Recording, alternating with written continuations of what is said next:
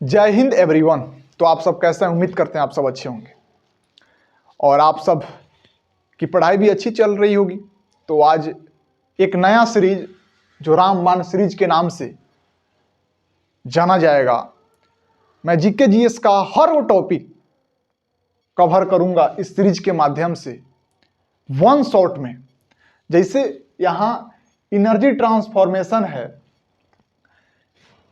कि जितने भी इस पर क्वेश्चन बनते हैं प्रीवियस ईयर में बने हैं और बनेंगे, उस सारे चीज़ों को हम वन शॉट यानी 10 मिनट के अंदर में कवर करेंगे। कम भी हो सकता है। और बता दें कि यह आज से मेरा एक जीएस का कहिए तो नया सफ़र स्टार्ट हो रहा है।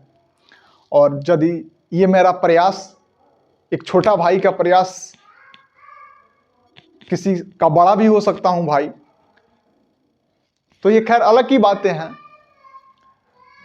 अच्छी लगे तो लाइक शेयर एंड सब्सक्राइब जरूर कीजिएगा, क्योंकि ऐसे कंटेंट को लाने में मेहनत लगती है, खुद पढ़ना पड़ता है। हाँ, एक और बात, मैं भी एक कंपटीटर हूं जो कॉम्पिटिटिव एग्जाम की तैयारी करता हूं, और सोचा कि मैं भी जिस परेशानियों से गुजरा हूं कि वन शॉट में हर जीके जीएस टॉपिक को कवर किया जा सकता है, क्योंकि लंबा सिलेबस है। हमें अपने एसएससी या बिहार के एग्जाम जो वनडे हैं वो किस लेवल के लिए तैयार करना है, तो आप अपना नोटबुक एक तैयार कीजिए और सीरीज में लिख दीजिएगा एक नज़र सब कवर। और ये सीरीज का नाम होगा रामबाण सीरीज के नाम से जाना जाएगा। जैसे जैसे समय की मेरे पास थोड़ी सी मिलेगी और मैं ट्राई करूंगा कि वीडियो अपलोड करूं।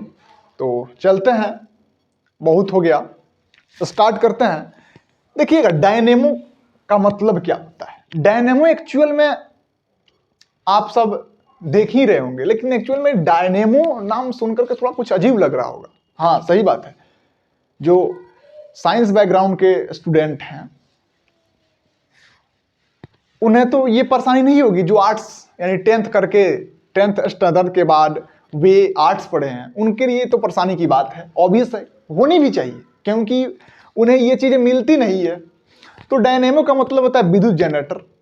जनरेटर का नाम सुने है ना, वही है डायनेमो, जो यांत्रिक ऊर्जा को विद्युत ऊर्जा में ट्रांसफॉर्म करता है। यांत्रिक ऊर्जा को विद्युत ऊर्जा में। अब कहिएगा कि इस पे एक स्ट्रक्चर बनाओ, विद्युत ऊर्जा क्या है, यांत्रिक ऊर्जा क्या है, बात सही है। अब तू डायनेमो बनाओ तो भाई उसका वर्क फंक्शन नहीं पूछता एग्जाम में। आप वैसे चीजों को तैयार कीजिए जो एक जिससे क्वेश्चन बनेगा कि डायनेमो दे देगा और बहुत सारे दे देंगे, ऊर्जा को इसमें, इस ऊर्जा को उसमें, ऐसे रूपांतरित करेगा। तो आप तो पीसीएस की तैयारी नहीं कर रहे हैं, यूपीएससी की तैयारी नहीं कर रहे हैं, तो आप बारीकियों को आपको जानने की जरूरत ही नहीं है यार। यदि जानना चाहते हैं तो एक बुक लीजिए, पढ़िए इसके बारे में। लेकिन मैं उसके लिए वीडियो नहीं बना रहा हूं, मैं बना रहा हूं कि आप एक बार खोलिए, देखिए और एग्जाम देने जाइए, ठीक है? उसके लिए डेडिकेटेड है। तो डायनेमो है, विद्युत जनरेटर है, यांत्रिक ऊर्जा को विद्युत ऊर्जा में बदलता है। यानी इससे इसको हम डीजल देते हैं, अब तो पेट्रोल वाले भी आ गए हैं, देते हैं, तो ये वर्क फंक्शन होता है। वर्क फंक्शन में ये विद्युत ऊर्जा में सप्लाई, यानी इससे बल्ब, विद्युत बल्ब जलते हैं।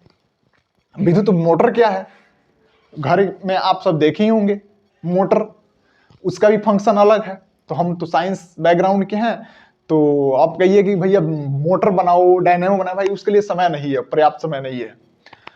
विद्युत ऊर्जा को क्या, विद्युत मोटर विद्युत ऊर्जा को यांत्रिक ऊर्जा में बदलता है। काफी इंपॉर्टेंट है, मैं जो भी बताऊंगा भाई इंपॉर्टेंट ही बताऊंगा, छांट छांट कर लाऊंगा।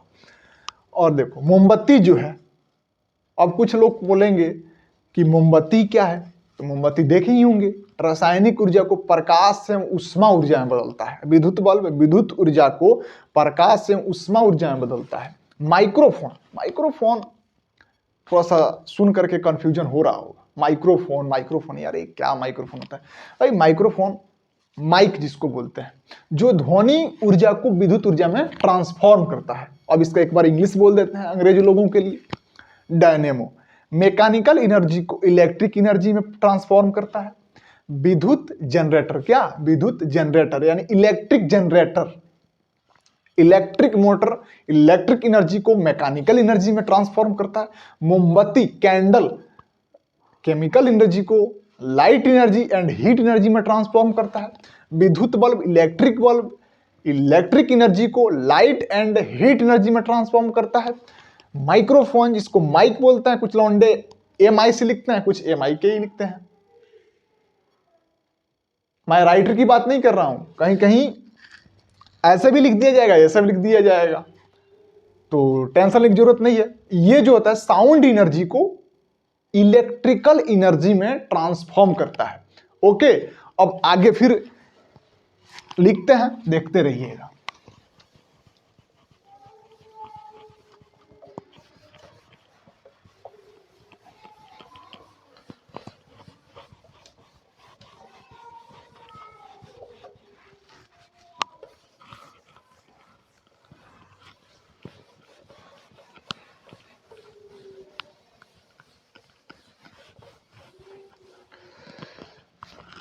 अब देखिएगा, यहां शायद 6 होगा। अब सोलर सेल है, सोलर सेल ये सौर ऊर्जा को विद्युत ऊर्जा में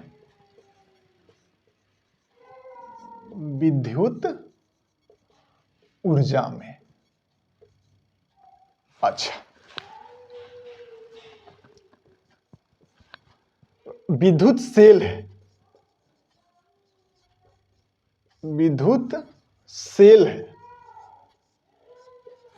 ये रासायनिक ऊर्जा को विद्युत ऊर्जा में,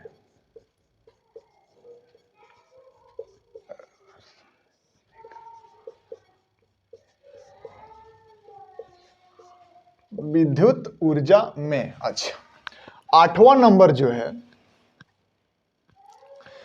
सितार,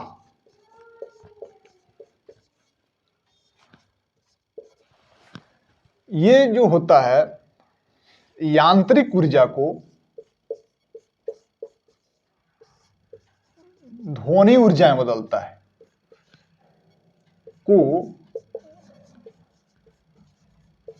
ध्वनि ऊर्जा में। और एक 8वां जो होगा 9वां ट्यूबलाइट,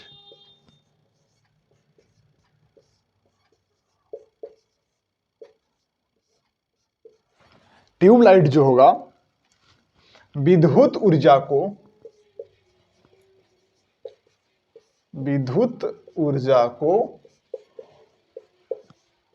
प्रकाश ऊर्जा में, किसमें, विद्युत ऊर्जा को प्रकाश ऊर्जा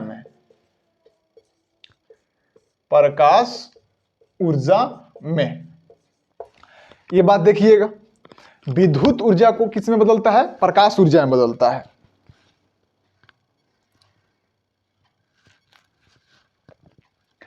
ये तो हो गया, 9 तक हो गया,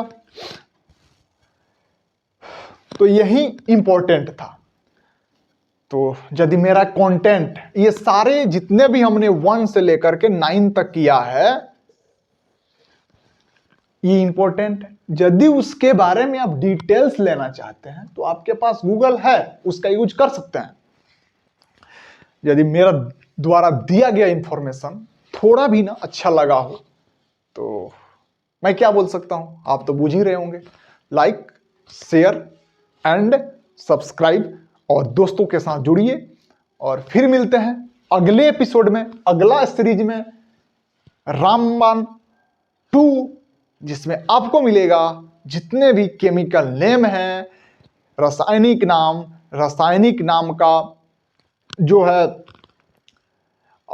उसका जो उपयोग कहाँ है, उसका कौन जो ऐसे विटामिन्स हैं जो वाटर में सॉल्युबल हैं, फैट्स में सॉल्युबल हैं। ये सारे टॉपिक जो आते हैं विटामिन पे एक वीडियो में कवर कर देंगे भाई, कहीं जाने की जरूरत नहीं है।